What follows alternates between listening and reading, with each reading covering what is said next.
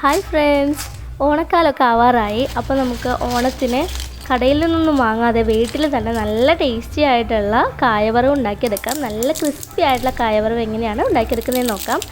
അതിനായിട്ട് ആദ്യം തന്നെ ഒരു ബൗളിലേക്ക് 1/2 ടീസ്പൂൺ ഉപ്പും 1/4 കപ്പ് വെള്ളവും ഒഴിച്ചു കൊടുത്ത് നന്നായി ഇളക്കി ആ ഉപ്പൊന്ന് മെൽറ്റ് ചെയ്തെടുക്കാം. അങ്ങനെ നമ്മുടെ ഉപ്പുവെള്ളം ഇവിടെ റെഡി ആയിട്ടുണ്ട്. അതവിടെ മാറ്റി വയ്ക്കുക.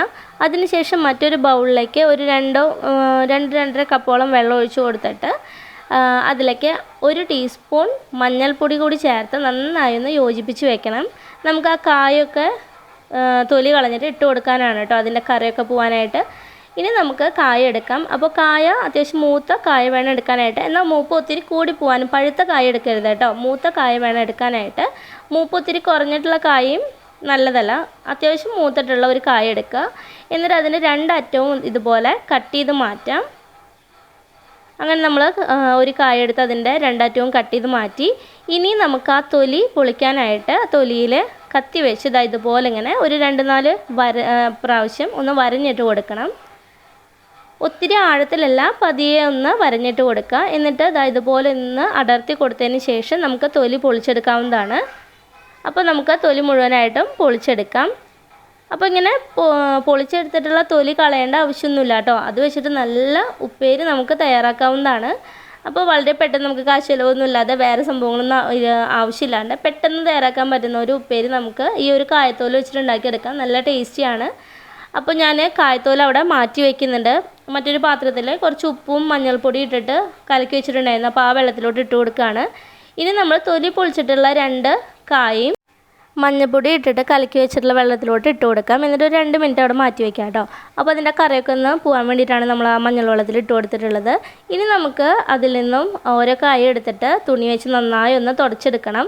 അതിൻ്റെ ആ വെള്ളം നനവൊക്കെ പോകാൻ വേണ്ടിയിട്ടാണ് നമ്മളിങ്ങനെ നന്നായിട്ട് ഒപ്പിയെടുക്കണം എന്ന് പറയുന്നത്. കാരണം നമ്മളിനി ചൂടുള്ള എണ്ണയിലോട്ട് അത് ഗ്രേറ്റ് ചെയ്ത് ഇട്ട് കൊടുക്കുകയാണ് ചെയ്യുന്നത്, ചെത്തിയിട്ട് കൊടുക്കുകയാണ് ചെയ്യുന്നത്. അപ്പോൾ ആ വെള്ളമൊന്നും ഉണ്ടായി കഴിഞ്ഞിട്ടുണ്ടെങ്കിൽ നല്ല ക്രിസ്പി ആയിട്ടുള്ള നമ്മുടെ കായവറവ് കിട്ടില്ല. അതുകൊണ്ടാണ് നന്നായിട്ട് വെള്ളം ഒപ്പിയെടുക്കണം എന്ന് പറഞ്ഞത്. ഇനി ഒരു ചീഞ്ചട്ടിയിലോട്ട് ഓയിൽ ഒഴിച്ചു കൊടുത്ത് ഓയിൽ നന്നായി ചൂടായതിന് ശേഷം നമുക്ക് കായ ഇതുപോലെ സ്ലൈസറിൽ വെച്ചിട്ട് നന്നായിട്ട് കനം കുറച്ചിട്ട് നമുക്കൊന്ന് സ്ലൈസ് ചെയ്തിട്ട് കൊടുക്കാം. ഡയറക്റ്റായിട്ട് നമ്മളതിലേക്ക് ചൂടുള്ള എണ്ണയിലോട്ട് ഇങ്ങനെ സ്ലൈസ് ചെയ്തിട്ട് കൊടുക്കുകയാണ് ചെയ്യുന്നത്.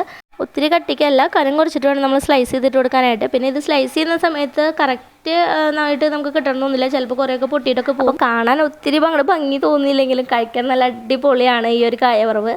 അപ്പോൾ നമ്മൾ ചെയ്ത് പ്രാക്ടീസ് ആകുമ്പോൾ നല്ല കറക്റ്റായിട്ട് നമുക്ക് ചെത്തിയെടുക്കാനായിട്ട് പറ്റും കേട്ടോ. ഇനി നമുക്കത് മീഡിയം ഫ്ലെയിമിൽ തീ വെച്ചിട്ടൊന്ന് വറുത്തെടുക്കാം. പതിയെ ഇങ്ങനെ ഇളക്കി കൊടുത്തിട്ട് നമുക്കതൊന്ന് വറുത്തെടുക്കണം. അപ്പോൾ ഡയറക്റ്റായിട്ട് നമ്മൾ അതിലോട്ട് ചെത്തിയിട്ടുള്ളത് കൊണ്ട് തന്നെ അതിങ്ങനെ ഒട്ടി പിടിച്ചിട്ടൊന്നുമില്ല. എണ്ണയിൽ ഇടുമ്പോൾ തന്നെ അത് നന്നായിട്ട് ഇങ്ങനെ സെപ്പറേറ്റ് ആയിട്ടാണ് കിടക്കുന്നത്. ഒന്നിനോടൊന്ന് ഒട്ടിപ്പിടിച്ചിട്ടൊന്നല്ല കിടക്കുന്നത്.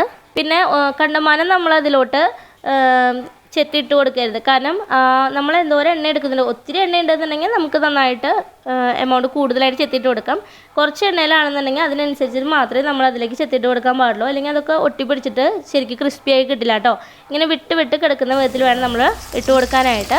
അപ്പോൾ നമ്മുടെ കായ ഒന്ന് മുരിഞ്ഞ് വന്നു കഴിയുമ്പോൾ നമുക്ക് തീ ലോ ഫ്ലെയിമിലേക്ക് മാറ്റി നമ്മൾ ആദ്യം കലക്കി വെച്ചിട്ടുള്ള ഉപ്പ് വെള്ളം ഉണ്ടല്ലോ, അത് 1-2 ടീസ്പൂണോളം അതിലേക്ക് ഒഴിച്ചു കൊടുക്കാം. അപ്പോൾ അത് ഒഴിച്ചു കൊടുക്കുന്ന സമയത്ത് കുറച്ച് കെയർഫുള്ളായിട്ട് വേണം ഒഴിച്ചു കൊടുക്കാൻ. കാരണം ഉപ്പുവെള്ളമാണ്, നല്ല ചൂടായിട്ടുള്ള എണ്ണയാണ്. അതുകൊണ്ട് തന്നെ ഉപ്പുവെള്ളം ഒഴിച്ചു കൊടുക്കുമ്പോൾ അതിങ്ങനെ നന്നായിട്ട് ഇങ്ങനെ പൊട്ടിത്തെറിക്കാനായിട്ട് ചാൻസ് ഉണ്ട്.